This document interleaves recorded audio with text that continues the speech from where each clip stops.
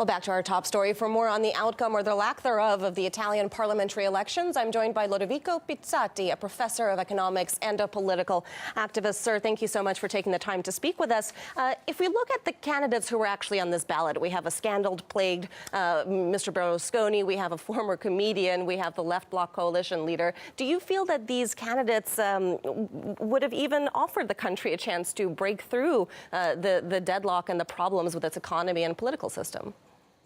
No, I don't think so, because they already tried a grand coalition the previous time with putting a technocrat, Mario Monti, on, and he actually probably even did it worse than the situation was by increasing taxes in a country that already has the highest tax rates in the world.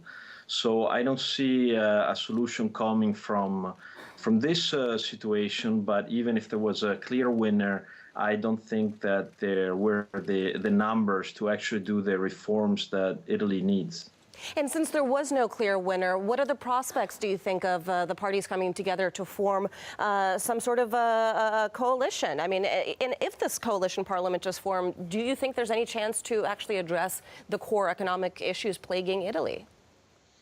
Yeah, I think that they will make a coalition. As you know, the center-left barely won without even getting 30% of the votes, but they will get 55% of the seats in the lower house, and they will be short in the upper house in the Senate, but they will have enough with the Beppe Grillo, the comedian's party seats.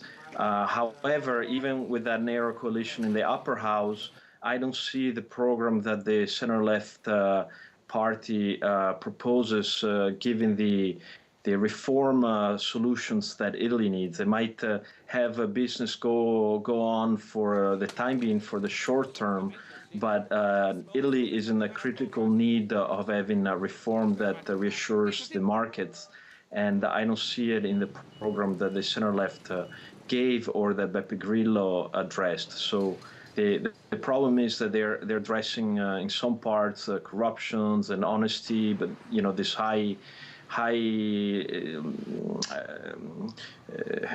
should I say, they're not addressing the economic issues the way they should be.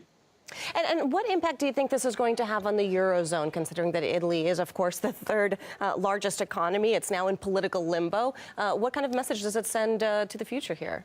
Well, there's a little-known law that Monti passed on December 7th, which gives, it's basically something that you would be passing in times of war, and that is that not to serve the debt obligations that are older than 1 year.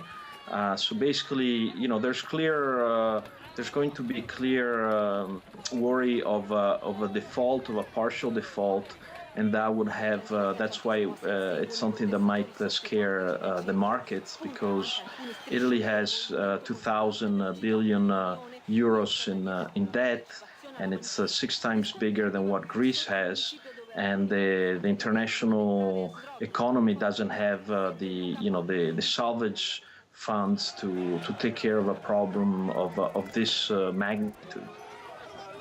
All right. Well, thank you so much for that analysis. Of course, unfortunately, the markets are already spooked. Lodovico Pizzati, a professor of economics and a political activist, thank you for that interview. Thank you.